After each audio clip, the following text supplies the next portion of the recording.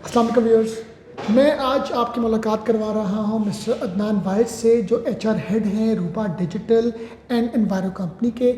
हम आज के सेशन में उन जॉब अपॉर्चुनिटीज़ के बारे में डिस्कस करने जा रहे हैं जो रूबा डिजिटल एंड एनवायरो कंपनी में ऑन एंड ऑफ जॉब्स निकलती रहती हैं।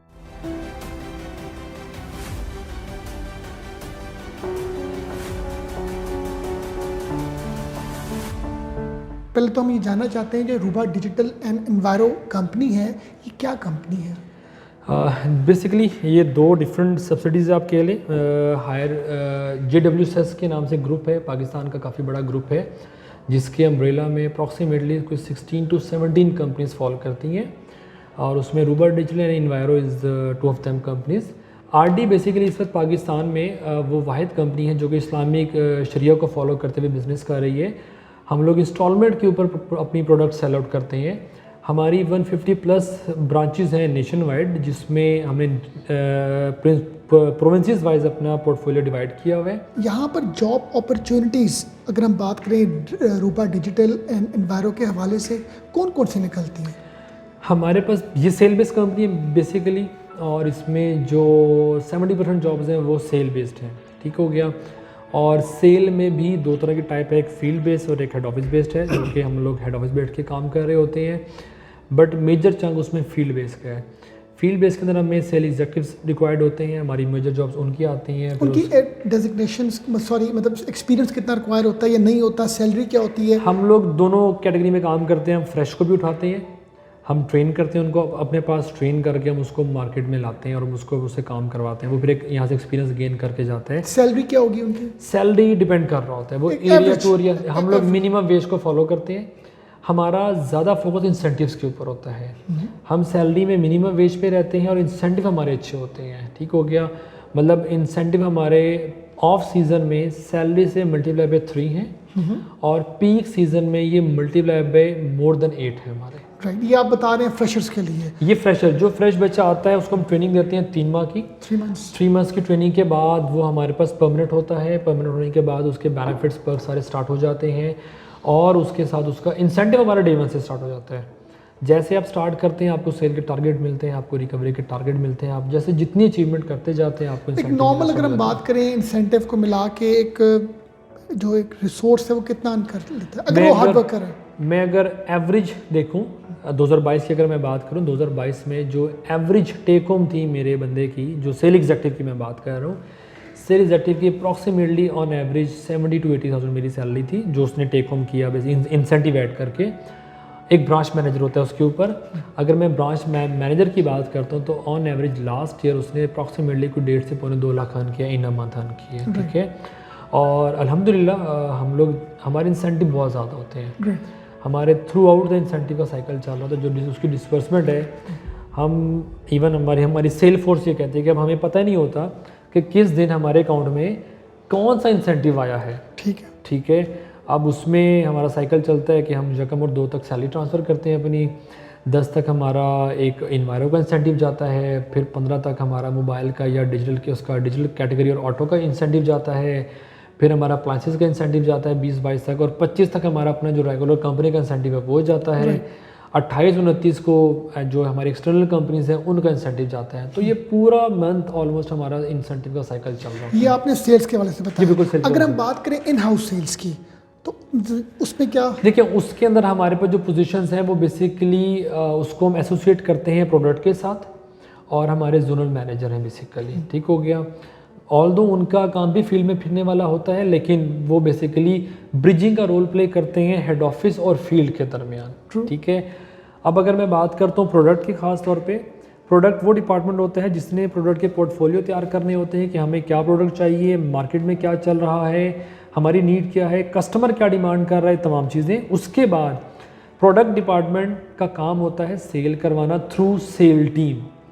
वो इंसेंटिव बनाती है, वो पॉलिसीज़ देती है प्रोडक्ट के ऊपर, वो उनको गाइडलाइन देती है, ट्रेनिंग्स प्रोवाइड करती है। हमारे पास इसकी जॉब्स भी अच्छी खासी थ्रू आउट द ईयर निकल रही होती हैं। इनकी नॉर्मल सैलरीज क्या है? ये बेसिकली हमारे एग्जीक्यूटिव केडर में आते हैं और हेड ऑफिस बेस में आते हैं। इनकी हम लोग जो हमारा बेसिक हमारी सैलरी है वो 35 to 40 के करीब हम लोग ऑफ़र करते हैं।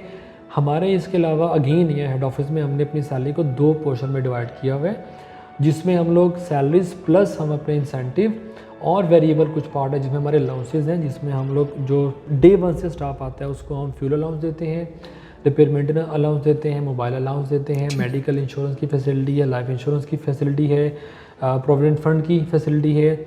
सब्सिडाइज रेट के ऊपर कैश और इंस्टॉलमेंट के ऊपर एम्प्लॉय को प्रोडक्ट अवेलेबल होती हैं, वो बाई कर सकता है फ्रॉम द कंपनी।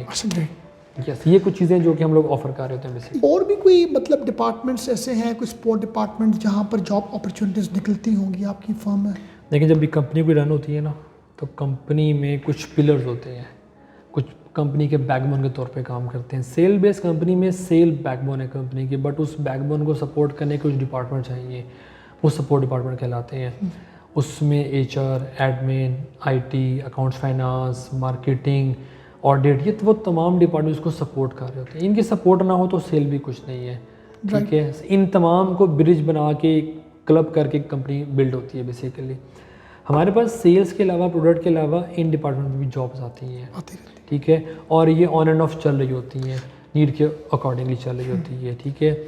और उसमें मैं सजेस्ट करूँगा कि अल्हम्दुलिल्लाह आरडी इन्वायरो वो कंपनी है जहाँ पे आपको कैरियर भी मिलेगा, जहाँ पर आपको ग्रोथ भी मिलेगी, जहाँ पर आपको एक प्रोफेशनल और कॉर्पोरेट इन्वायरमेंट भी मिलेगा। क्योंकि बीइंग अ एचआर हेड मेरी सबसे टॉप प्रायोरिटी होती है कि जिस जगह आप काम करें, जो आप 8 से 9 घंटे स्पेंड कर रहे हैं, वो ऐसी जगह हो जहाँ पर आप पीस ऑफ माइंड के साथ काम कर सकें, ना कि आपको ये टेंशन हो कि यार उफ़ ये मैं कहाँ आ गया।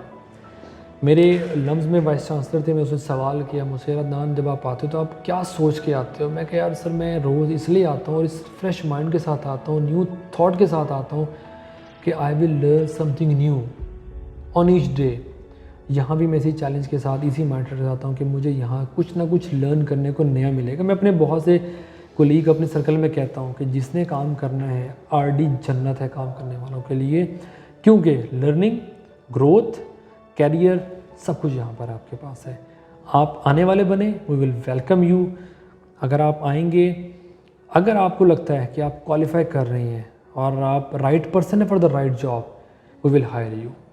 बहुत से लोग ऐसे आते हैं जिनको लगता है कि we are the right person, लेकिन काइंडली एक दफ़ा जेडी ज़रूर पढ़ें, जॉब डिस्क्रिप्शन ज़रूर स्टडी करें और मैच करें कि आप उस क्राइटेरिया पे फिट इन आ रहे हैं कि नहीं आ रहे। अगर नहीं आ रहे, डोंट वेस्ट योर टाइम।